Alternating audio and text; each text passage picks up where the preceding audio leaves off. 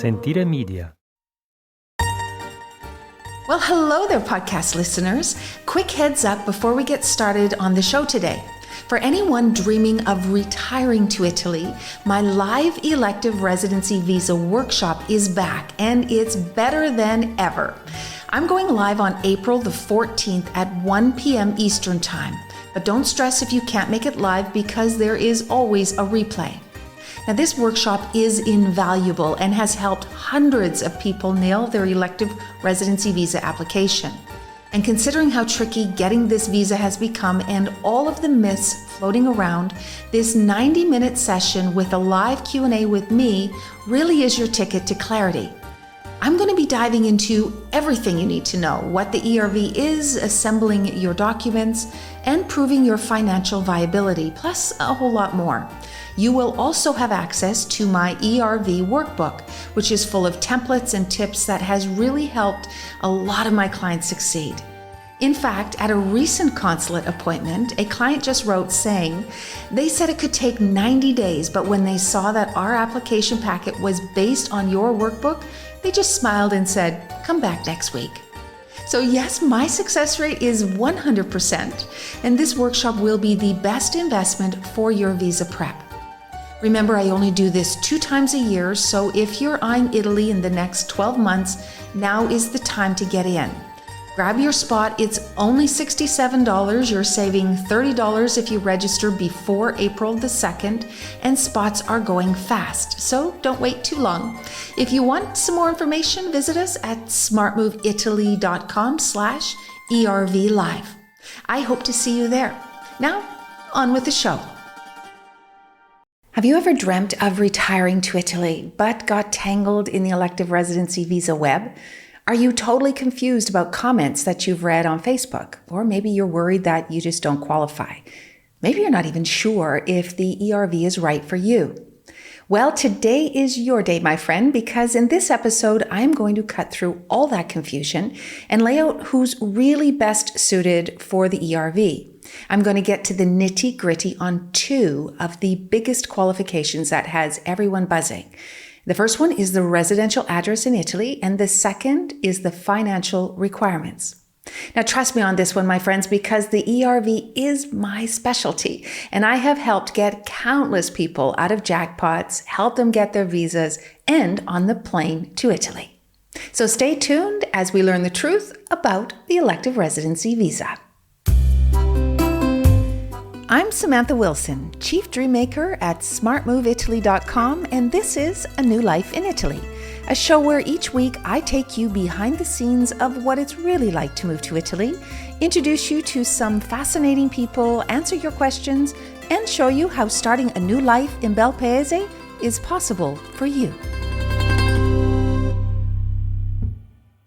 Well, hello again and welcome back. You are listening to A New Life in Italy, and I am Samantha Wilson, your guide on this adventure to make Italy your new home. Now, today we're getting into the thick of it with the elective residency visa. Yeah, that elusive ERV that everyone is talking about. Now, here's the thing. I'm sure you've heard many tales of woes and triumphs about this visa, and like most things on the internet, you really can't believe everything you read. This visa is elusive, yes. It is discretionary, and it depends on where you apply and the particular clerk sitting across from you. Now, there's common reasons people fail to get this visa, and the stories that you hear are usually only half-truths. Now, I've done enough of these visas to tell you that the devil is in the details, and that no 2 applications are alike. So the first thing to remember is that your application is your application. Don't concern yourself so much with what other people have done or are doing. Just focus on yourself. And let me tell you that it's not always about not having enough money or enough money in the bank or enough money coming in. Sometimes it's just the way that you tell your story to the consulate. So stick around, because today we're going to make sure that your ERV application sings the right tune to those who need to hear it. So let's dive in to the ERV. Now, it sounds fancy, doesn't it? The Elective Residency Visa. This is Italy's way of saying if you can support yourself without working a day in this country, then come on in. We're happy to have you. But here's where it gets tricky. What does support yourself really mean? And how do you prove that you are the perfect candidate? So first up, let's talk about who this visa is actually for. If you've been dreaming of moving to Italy to work or to start a business, I hate to break it to you, but this is not your visa. The Elective Residency Visa is for those of you who don't want or need to work. So you're retired. You cannot work at all. Zero, nada, zip. Not for your own company back in your home country. You can't buy an agritourismo or a B&B and work in the B&B. You need to be fully retired and able to live off your passive income. Every consulate is different, so you need to check their list of requirements before you start to prepare, and again a few weeks from when you're applying to make sure that nothing has changed. You see, Italian procedures are notoriously difficult and they change often without telling you, so it's up to you to make sure that what you're doing is actually current. Most of the criteria is pretty standard, like having a passport, an application form, pay the money, which by the way also changes usually about every 4 months. And obviously sometimes you need insurance and a criminal record check, all of these things that are pretty basic to any visa application. But the two pieces that get our folks confused and in trouble are having a residential address in Italy prior to applying, and of course, those nasty financial requirements. So let's start with the residential address because you have flexibility on this one. It's up to you where you want to live. It's up to you how much you want to pay rent or how much you're going to spend on a home if you're buying it. Where we see the problems are usually in timing and availability for rentals, that is. I'm going to talk about renting because if you already own a home or are going to buy, yay for you, you have this part covered. But if you plan on renting, which is always a really good idea when you're first arriving in Italy, you have a little hill that can feel sometimes like a mountain to climb before you can even start your application. And that is finding a place to rent, because for the ERV, an Airbnb does not work. An Airbnb or a hotel or any kind of temporary accommodation doesn't fit. You need to have a residential lease that is registered with the tax office here in Italy. Renting in Italy is very, very difficult. It's actually notoriously difficult for foreigners. And it can take a really long time to find a property that you like, whether it's in a city or a town that you choose, and you have to find an owner that's willing to rent to you. Now, why is this such a problem? Well, it's because the Landlord-Tenant Acts in Italy, the law, is very much in favor of the renter. So the owner is worried that if he rents to you and you move in and live there full time and you don't pay your rent or you destroy the place or you do something bad, he can never get you out. Because in Italy, it's a fact. Eviction is very, very difficult to do. Even if you don't pay your rent, it can take the owner years to remove you. And because you're a foreigner and he doesn't quite understand your foreign income or how you're going to pay, he gets a little bit suspicious, a little bit hinky. So it can be very difficult to convince an owner to trust a foreign renter. Do not take it for granted that just because you have the money to pay rent, that the owner will rent to you. This is a country based on relationships. I talk about this a lot. And unless you have someone vouching for you, whether that is an agent, a real estate agent, or a friend, it's going to be really hard to convince a stranger to trust you that you're going to pay your rent.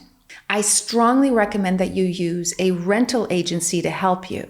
It's going to cost you a little bit more, usually a month's rent and commission, but it'll be well worth the price to ensure that the contract that you're getting is good for you, protects you, that it's correct for your visa, and that the property is properly registered so that you can use it. Now, an agent or a friend can certainly vouch for you, and this goes really a long way to your success. But really be sure to give yourself time. I mean, it can take sometimes more than 3 months and several properties to actually find one that will accept you. And timing is difficult because it can take up to 3 months to find a property. And then again, the consulate takes another 3 months potentially to decide on your visa. You're going to have to be prepared to pay a month or so's rent in advance of you arriving. And I know this stings a little bit, but it's just the nature of the beast. If you time it right, you can get away with paying maybe just a month's rent before you arrive. You shouldn't start looking for a rental until at least 2 to 3 months from the time you want the lease to begin. If you start any earlier, an owner just isn't going to talk to you. Rentals go fast here, and an owner isn't going to sign a lease that starts 6 months into the future. So you have to think about the timing. Think of your anticipated arrival date and work backwards. About 2 months prior to when you hope to apply for your visa is when you should start the rental search. Now, if you need some help finding a rental, you know that we can help you at smartmoveitaly.com/rent. You can put in your rental criteria there. But otherwise, you can ask friends and family and, anybody that you know in the area that you're planning to move to, and they might know somebody who has a rental for you. And of course, they can vouch for you. But the big thing to remember is that your rental will need to be for residential purposes. And it has to be registered in the tax office. Without this registration sheet and form, your application will be immediately denied. I also suggest that you rent something furnished. Now, if you plan to bring your furniture with you, it can take a lot of months for you before you can actually bring it in because you need to wait for your residency to avoid paying duty on the belongings that you're bringing in. So if you rent furnished or even partially furnished, this is a really good idea. Also, the biggest piece of advice I can give you is not to forget that it's just a rental. This is not your forever home. And I know that you have this vision of your home in Italy and you want to stick to that, but it may take some time to find that perfect house. And once you're here and you're established and you start to meet people, it does become easier. You will meet people and you'll learn about the area that you've chosen to live, and you might even want to move. But if you hold out at the beginning before choosing a rental because it's not your perfect Italian home, you're going to end up in this never-ending loop. We see it all the time. So think of your rental as the means to your elective residency visa, and it can be changed later. Don't get in your way. Find a rental that fits your criteria as close to possible as it can, that allows your residency, that an owner will work with you and sign the papers so that you can get your visa. Now, on to the big question. How much money do you need to qualify for the elective residency visa? The term really is substantial passive income. Well, that's the phrase, and it's about as clear as mud. Of course, it's super open to interpretation and discretion, which is in the favor of the consulate, of course. But I'll let you in on what the consulates really want to see in your bank account and how you can showcase your finances so that, they're nodding along thinking, yeah, you are the perfect person for this visa. Now, here's the first big misunderstanding. What is passive income? Now let's start by saying that it isn't savings. It is not all the money in your bank. It's not 401ks with distributions. It's not RRSPs or income from remote work. Passive income is regular, reliable, guaranteed income from pensions, investments, or rentals, of course, depending on the source. And basically money that comes in without you lifting a finger in Italy, and money that you cannot touch. And this is why we have a problem with retirement plans like 401ks or RRSPs. Because essentially, although I know it doesn't make tax sense, technically you could move to Italy, find this amazing villa that you've fallen in love with, cash out all of your 401ks, buy it, and then have nothing. So the Italian government wants to make sure that you have money coming in on a regular, reliable, guaranteed basis. This is why distributions from retirement plans are not considered passive income unless you have a mandatory amount that has to come out every single year and you can't do more. That way we can say it's more guaranteed. But on the most part, 401ks don't work. Now, the test that I like to make is this. If you can wake up in the morning and hang out in your favorite piazza all day long, and you never take a phone call, you never reply to an email, will the money continue to arrive in your bank every month or every year whenever you get it? If the answer to that question is yes, then that is passive income. If the answer is no, that you have to do something in order to get that money, then it's not passive income and doesn't qualify. Now, let me clarify about the amount that you need, because this is a big old question that everyone asks. Now, in most cases, you will read on almost all of the consulate websites that you need about 32,000 net euros a year of passive income per person. Sometimes it says 38,000 net euros per year for a couple. But I can tell you that after doing hundreds and hundreds of elective residency visas and in working in consulates all over the world, this is not true. The amount that you see is the minimum, and it's very, very discretionary. And unless you have substantial savings, investments, property, and other assets to support your application, you will not likely be approved with just the minimum income. Unfortunately, it's very misleading and can be quite frustrating because people want to know exactly how much they need for this visa. But it's open to discretion. So my answer to that question is you must have at least the minimum, which is 32,000 per person, and I know you've seen things on couples, but I'm telling you it's per person, or you must have more in assets and savings. The more you have in passive income, the better. Usually you will need substantially more than the minimum. And the reason is that you're not permitted to work in Italy. The government wants you to be sure that if something happens when you're here and you suddenly need more money, that you have a backup plan, or at least enough money to continue to live in Italy without the need for working. Because remember, you can't work on this visa. So how much is enough? Well, this depends on the totality of your application, as I said. So you should show as much as you can, and that really is all that you can do. If you can exceed the minimum by adding in some annuities, I know they're not great, but by adding them in, then you should. And you should be shooting for over 45,000 euros net per person per year to feel confident of an approval. To really sleep well, you should have around 45K net per person in euros a year. Now, it doesn't have to come in monthly. I know you see a monthly number. It's just the total amount that you're getting per year is what they care about. So what if you don't have the 45,000? Should you still apply? Yes, I think you should, as long as you have at least the minimum. And if you want to try it, I say go for it. You could be denied, and in often cases you will be, but if you want to apply in the future, you can, as long as you fix the deficiency. So if you're denied because you don't have enough passive income, and somehow in the future, maybe a few years, you start getting another pension, then wait and you can reply at that time. It doesn't mean you're dead in the water if you get denied. If the situation changes and that deficiency that you had is now gone, you certainly can reapply. Now, they're going to look at the totality of your application and the source of the income. It's got to be passive. It has to be guaranteed, regular, reliable, and for life.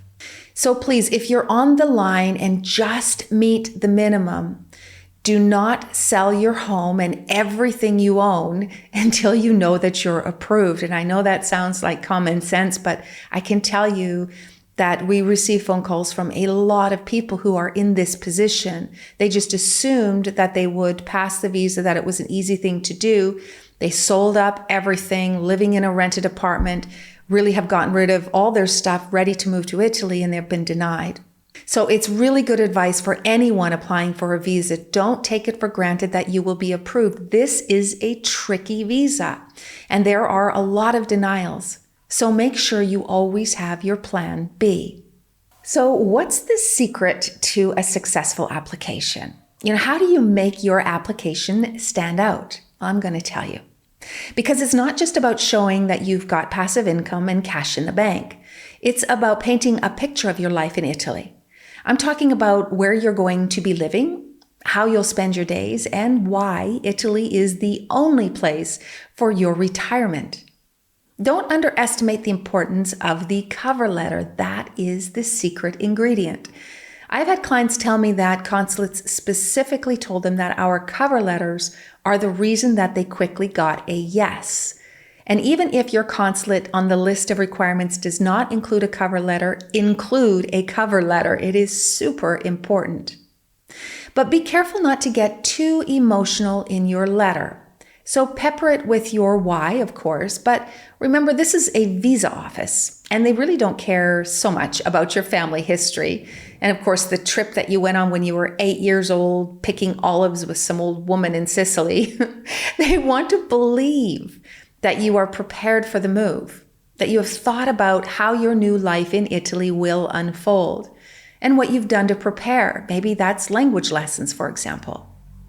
They want to know that you know about your obligations to immigration and finally, of course, that you can support yourself. Think of it as more facts than feelings. Just sprinkle the feelings in, but give them the facts. So what happens once you've got everything together and you have applied? Well, it's pretty simple. Once you've submitted your application, the wait starts, and this is probably the most uncomfortable part. It's the wait. I mean, it can take anywhere from a few days. I think the fastest we've ever seen is on the spot, an elective residency visa given literally on the spot at the appointment.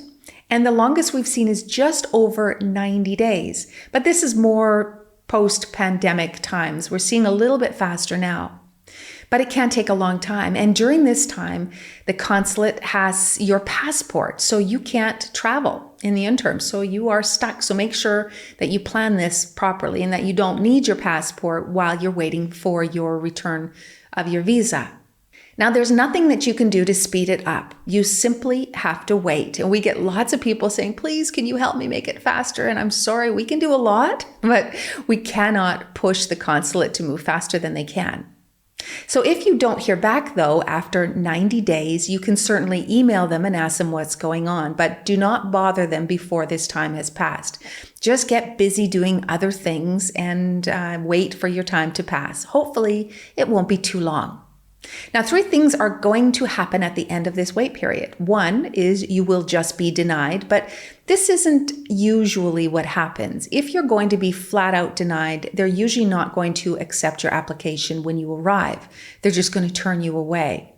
If you are mailing in your visa application, you could just get a denial letter if you don't meet the minimum requirements. So number 1, you could be denied. Number 2 is you could be asked for further information.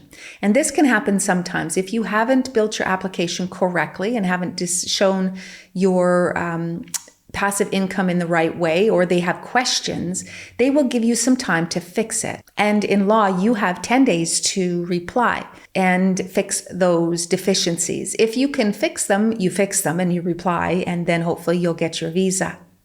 And then the third thing, of course, is you get your visa and your passports back. And that is the best. You know, we've got these videos from people who we've helped that just are screaming and crying and so excited to get their visa because, you know, the wait is painful. And by the time you get your visa, it's pretty exciting. So what if you don't qualify? Let's just talk about that for a quick second. I mean, what if you have a lot of cash and maybe you've got savings, a huge 401k, maybe you've even sold your house and you've got equity, cash in the bank, but you do not have passive income. Oftentimes this is because people might have been self-employed and they don't qualify for Social Security or, government pensions yet. And they haven't built a pension, they've just got lots of cash. Well, don't pack up your dreams just yet because you really should consider the investor visa because this visa really is the ticket to Italy for a lot of people who couldn't qualify for the ERV. And a lot of them are now living here and living their best lives in Italy with the freedom of the investor visa. I do have an episode on that visa. I think it's episode number 3, but you can go back and check and it will tell you all about this visa and whether or not that you qualify. All right, my friends. So what have we learned today? The elective residency visa is a great choice to live and move to Italy if you don't want or don't have to work. That's the big point. It requires some planning for sure, about 6 months in advance. So start working on this visa 6 months from the time you hope to apply. It'll take this time often to get all of your paperwork in order, especially if you need to find a rental. Do not underestimate the importance of a good cover letter. This is critical. It is the secret to a successful application. You have to have substantial passive income, and I suggest anything over 45,000 net euros per person is a safe amount these days. Don't apply if you don't meet the minimum or have no passive income. But if you just meet the minimum, then you can give it a try. If you can't do anything to increase that amount, at least give it a whirl. I've helped hundreds of people get this visa, and although it can feel really overwhelming to start, it really is an excellent way to unlock the door to Italy and retire here, because you are electing to take residency in Italy, and that's the purpose of this visa. Not just to extend your 90-day stay here, it's for people who want to move, retire, not work, and live in Italy. Now, if you're feeling inspired and ready to take on the ERV, I'm here cheering you on. And for those of you who hit a bump, remember that we have a lot of ways to help you, from the ERV lab and our community, and to application reviews, and even a full service with me. The choice really is yours, and you can always see more on our website at smartmoveitaly.com/ERV assistance. Now, before I say ciao ciao, let me leave you with this final thought. Life is short, my friends. Life is about taking chances, even though it can feel like a really big step, and you may have a lot of questions on whether or not you have enough to qualify. If you meet the $32,000 net a year of passive income, and you build your application in the strongest way possible, I urge you to try for the elective residency visa. If you're denied, you will know that at least you gave it your best shot. But if you never try, you will never know.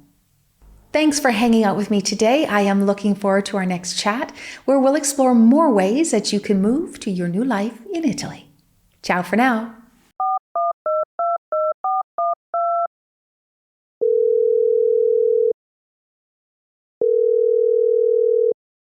It's time for listener questions. Just like the old radio call-in shows, my team has picked 3 listener questions, all left on our voicemail. I have no idea what these questions are, but I haven't been stumped yet. Are you ready? Let's get started. Hi Samantha, my name's Ruth Chippendale. I'd like to ask, if I were to get the ERV visa, I'm English, what the tax regime is in Italy, and would I get dual tax? What would the percentage be on investments, pension, etc.? I think that's really about it.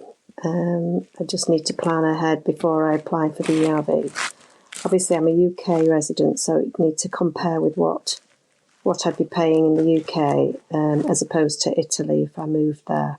Well, hello, Ruth. And yes, now that after Brexit, the last few years ago, as a UK citizen, as you know, you have to now apply for a visa in order to move and live in Italy. So the elective residency visa is probably the one that fits you the best. And when you move to Italy, regardless of the visa you're on, so the ERV doesn't make any difference here. Whenever you move your residency to Italy, whether you're on a visa or you are an Italian citizen or another European citizen moving their fiscal, meaning their taxable residency to Italy, then you are tax evaluated in Italy on your worldwide income and assets. So this can be a bit of a scary thing to think about, because if you own assets in your foreign country, you can be taxed on the value of those assets here in Italy, which I know kind of ruffles a lot of feathers. But your worldwide income, whether that's pensions or, if you're here not on a ERV, but say you have some work income, all of that is taxed here. There is double taxation treaties to most of the countries, and the goal of those double taxation treaties are to ensure that you don't pay more tax than you need to. So not double tax in your home country or your former country and then tax in Italy. But taxes, as you could imagine, are complicated, not just because it's Italy, just because it's taxes. So what you can do in order to evaluate your tax liability, there are some tax regimes and some special incentives for new arrivals in Italy. And a lot of retired people who are taking a pension, receiving a pension, because this is one of the requirements of the 7% tax benefit in Italy. And this means that you have to move to a certain region. It's the southern regions of Italy and in a small town of under 20,000 people to get this flat 7% tax that is still offset by the double taxation treaty. But what the 7% tax does is it removes the wealth tax calculation, which for some people is really what moves the needle on electing this special tax regime.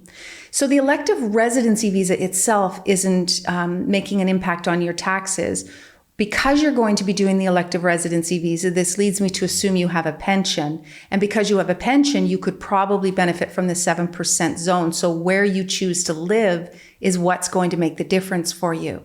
The best advice I can give you, and for all of the listeners out there who are coming on anyway to Italy, is to always have a tax evaluation first before you move here, so you really understand what your liabilities will be. There's some great regimes here where you can save, a lot of money in taxes. But if you don't know in advance, you just simply don't know what you don't know, and you can make some pretty big mistakes. So I really recommend that you do that. In Italy, they're called commercialista. This is a tax accountant in Italy. So I strongly recommend that you do that. And good luck on your ERV. Hello, Sam. My name is Adrian, and I live on the south coast in the UK, and I've always wanted to live in Italy. But then Brexit happened, and that seems like it's impossible. But my question is, could I buy a property, just a cheap one, somewhere in the north, in the sort of 50 to 80 range, and then use it as a sort of visit and holiday home, things like that.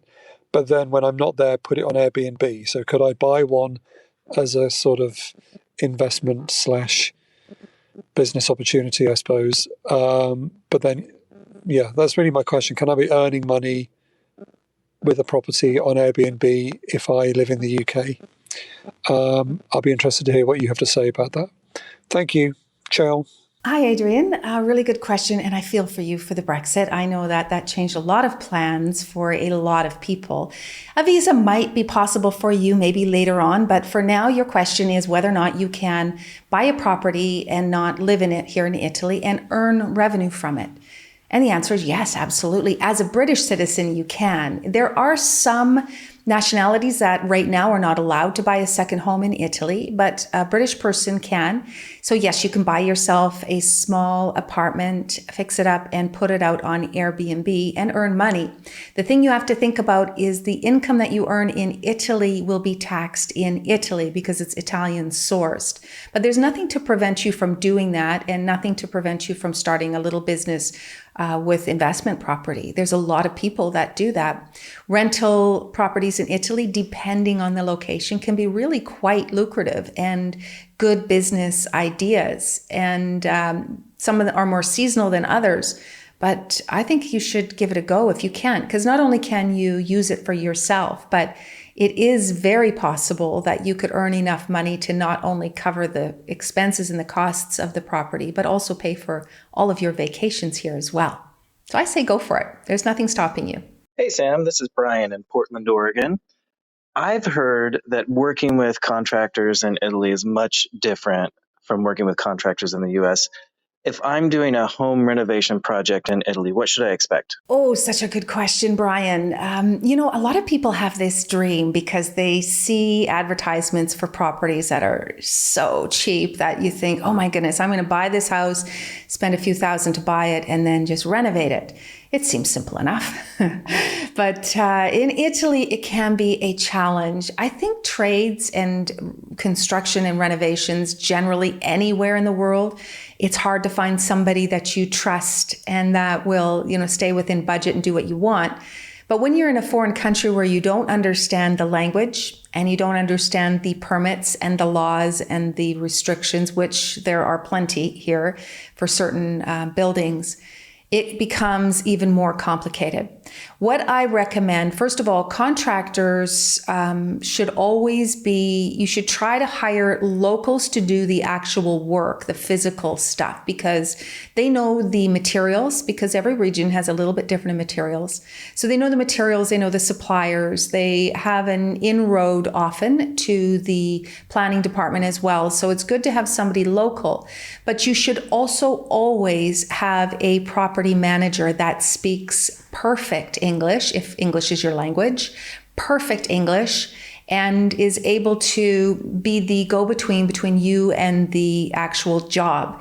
These people can charge about 10% or more for the project management, but it's well worth it because in the end, they can really save you at least 10% or more in troubles and hassles and overcharging and some of the other risks that you can have as a foreigner, not just not being here during the renovation, but actually, even if you are here, not being able to communicate properly with the workers. And a project manager will help organize not just the job, but the suppliers, will make sure if there's any tax credits that you're qualify for, will ensure that the paperwork is done correctly so you can actually get those tax credits. And there's a lot of moving parts to a renovation, whether or not it's super small or a full-on build. And you really need the professionals to help you with that. But the key one is, of course, interview a few people.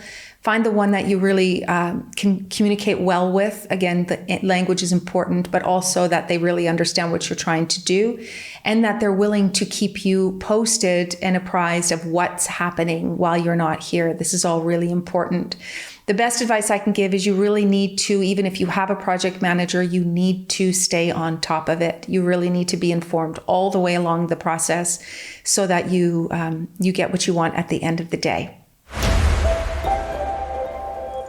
Well, that's all for this week's episode. Thank you for listening. If you have any questions about visas, citizenship, property, and well, really anything about moving to Italy that you would like me to answer in an upcoming episode, please feel free to send us a voicemail at our website at smartmoveitaly.com/podcast, or just click on the links in the show notes. Thanks again for listening, and remember, you can find all of the resources and the links to the people and the places that I mentioned in this episode inside the show notes. Ciao for now.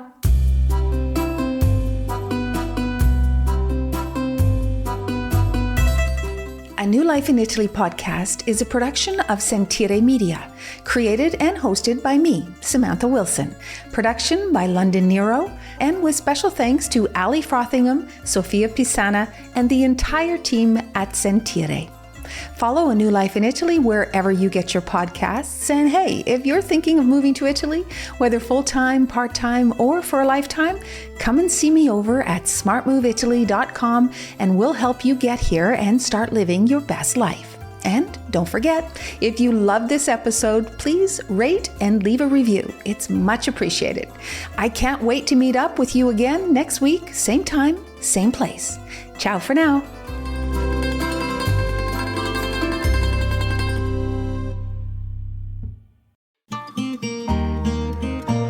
Sentire Media. Hey, podcast producers and show hosts. Do you want to join a podcast network that celebrates all things Italian?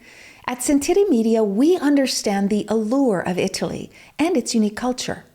Our devoted team of hosts and producers are all driven by their shared passion for Italy.